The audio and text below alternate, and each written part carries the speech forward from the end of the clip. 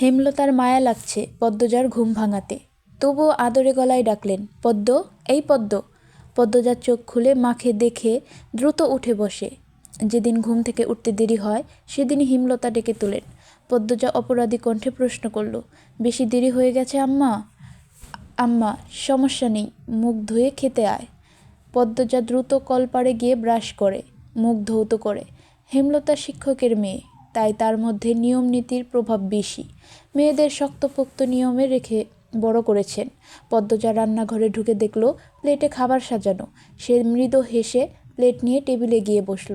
তখন হেমলতা আসেন। পদ্ম দ্রুত ওড়না নিয়ে মাথা ঢাকেন। হেমলতার দেওয়া আরেকটা নিয়ম, খাওয়ার সময় মাথা ঢেকে খেতে হবে। পদ্মজা নিশ্চুপ থেকে শান্ত ভঙ্গিতে খেতে থাকলো। হেমলতা মেয়েকে সহজ কণ্ঠে বললেন, তাড়াহুড়ো করছিস কেন? মুখ ধুতে গিয়ে চুল ভিজিয়ে এসেছিস, রোদে গিয়ে বসে চুলটা শুকিয়ে নিবি। আচ্ছা আম্মা। আম্মা, পূর্ণা প্রেমা আসে নাই? পূর্ণা এসেছে, স্কুলে গেছে। প্রেমা দুপুরে আসবে। আম্মা, আব্বা কবে আসবেন? পদ্মজার প্রশ্নে হেমলতা দাঁড়িয়ে পড়লেন। শুকনো গলায় জবাব দেন, জানি না। খাওয়ার সময় কথা বলতে নেই। হেমলতা চলে যেতেই পদ্মজার চোখ থেকে টুপ করে এক ফোঁটা জল পড়ে পাতে। পদ্মজা দ্রুত হাতের উল্টো পাশ দিয়ে চোখের জল মোছে। পদ্মজার জীবনে জন্মদাতা আছে ঠিকই, কিন্তু জন্মদাতার আদর নেই। সে জানে না তার দোষটা কী, কেন নিজের বাবা বাকি বোনদের আদর করলেও তাকে আদর করে না, কথা অবধিও বলে না। 2বার মাকে জিজ্ঞেস করেছে সে, আমি কি তোমাদের সত্যিকারের মেয়ে আম্মা? সন্তান হয় না বলে কি দত্তক এনেছিলে? আব্বা কেন আমাকে এত অবহেলা করেন? ও আম্মা, বলো না। হেমলতা তখন নিশ্চুপ থাকেন। অনেকক্ষণ পর বলেন, তুই আমার গর্ভের সন্তান, আর তোর বাবারই মেয়ে। এখন যা, পড়তে বস, অনেক পড়তে হবে তোর। ব্যাস এইটুকুই, এর বেশি কিছু বলেন না। পদ্মজার কেন জানি মনে হয় একদিন হেমলতা নিজ থেকেই খুব গোপন কোনো কথা বলবেন, তবে সেটা যেন সহ করার মতো হয়। এই দুয়াই সারাক্ষণ করে সে। এত কি ভাবছিস, তাড়াতাড়ি খেয়ে ওঠ। হেমলতার কথায় পদ্মজার ভাবনার সুতো ছিঁড়ল। দ্রুত খেয়ে ওঠে। আজ আমের আচার বানানোর কথা ছিল। সন্ধ্যা কাটতেই বিদ্যুৎ চলে যায়। কয়েক মাস হলো গ্রামে বিদ্যুৎ এসেছে। 8 গ্রাম মিলিয়ে অন্দলপুর। তাদের গ্রামের নাম আটপাড়া। প্রতিদিন নিয়ম করে সন্ধ্যা থেকে 3 ঘন্টা প্রায় অন্ধকারে তলিয়ে থাকে। আর সারাদিন তো বিদ্যুতের নাম গন্ধও থাকে না।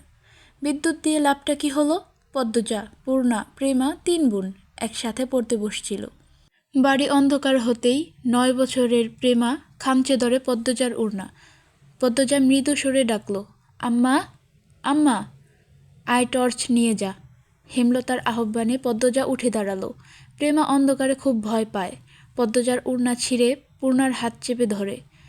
টর্চ নিয়ে রুমে ঢোকার মুহূর্তেই পদ্মজা গেট খোলার আওয়াজ পেল। ওকি দিয়ে হানিফকে দেখে সে দ্রুত রুমে ঢুকে পড়ল। হানিফ পদ্মজার সৎমামা। বুবু, বাড়ি অন্ধকার কেন? বাত্তি ঠাত্তি জ্বালাও। হানিফের কণ্ঠ। হানিফ, আসছিস? হেমলতা রুম থেকে বেরিয়ে বলেন।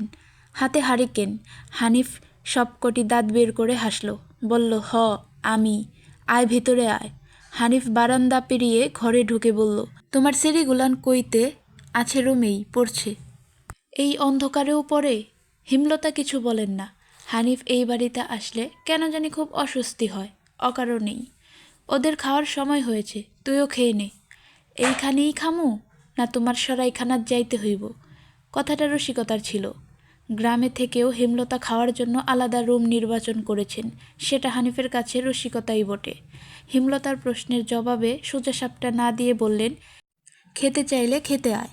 পদ্মজা কিছুতেই খেতে আসলো না। কেমন জড়সড়ো হয়ে আছে। মনে হচ্ছে হানিফকে ভয় পাচ্ছে বা অবহেলা করছে। হানিফ 6 বছর সৌদিতে ছিল, 3 মাস হলো দেশে ফিরেছে। 3 মাসে যতবার হানিফ এই বাড়িতে পা রেখেছে ততবারই পদ্মজা অজুহাত দিয়ে দূরে দূরে থেকেছে। হেমলতার বিচক্ষণ মস্তিষ্ক মুহূর্তেই ভেবে নিল অনেক কিছু, তাই জোর করলেন না। আজ এই লুকোচুরির ফয়সালা হবে। হানিফ পদ্মজাকে দেখার জন্য অনেক ছলচাতুরি করল, কিছুতেই সুযোগ পেল না। বিদ্যুৎ আসার ঘণ্টাখানেক পর হানিফ চলে যায়। পূর্ণা, প্রেমা রুমে ঢুকতেই পদ্মজা ঝাঁপিয়ে পড়ে। শ্বাসরুদ্ধ কণ্ঠে বলল, কতবার না করেছি লোকটার পাশে বেশিক্ষণ না থাকতে, তোরা কেন শুনিস না আমার কথা? পূর্ণা ও প্রেমা বিস্ময়ে হতবিহুল। পদ্মজা কখনো তাদের এমন নিষেধ দেয়নি। তাহলে এখন কেন এমন বলছে? হেমলতা রুমে ঢুকতেই পদ্মজা চুপসে গেল। পদ্ম, আমার রুমে আয়। মায়ের এমন কঠিন কণ্ঠ শুনে পদ্মজার কলিজা শুকিয়ে আসে। হেমলতা নিজের ঘরে চলে যান। হেমলতা মেয়ের দিকে তীক্ষ্ণ দৃষ্টিতে তাকিয়ে আছেন। পদ্মজা নতজান হয়ে কাঁপছে। সুন্দরীরা ভীতু আর বোকা হয়, তার দৃষ্টান্ত প্রমাণ পদ্মজা। হেমলতার খুব মায়া হয় পদ্মজার সাথে উচ্চ কণ্ঠে কথা বলতে। পদ্মজা রূপসী বলেই হয়তো। গোপনে আবেগ লুকিয়ে তিনি বজ্রকণ্ঠে প্রশ্ন করলেন, কী লুকোচ্ছিস? হানিফের সামনে কেন যেতে চাস না? সে কি করেছে? পদ্মজা ফুফাতে থাকে। হেমলতা সেকেন্ড কয়েক সময় নিয়ে নিজেকে সামলান। কণ্ঠ নরম করে বললেন, হানিফ ধরিবাজি লোক, সৎ ভাই বলে বলছি না। আমি জানি তার ব্যাপারে যে কোনো কথা আমার বিশ্বাস হবে। তুই বল, কী লুকোচ্ছিস? মায়ের আদরে কণ্ঠে পদ্মজা আচমকা বাঁধ ভাঙা নদীর মতো হু হু করে কেঁদে উঠল।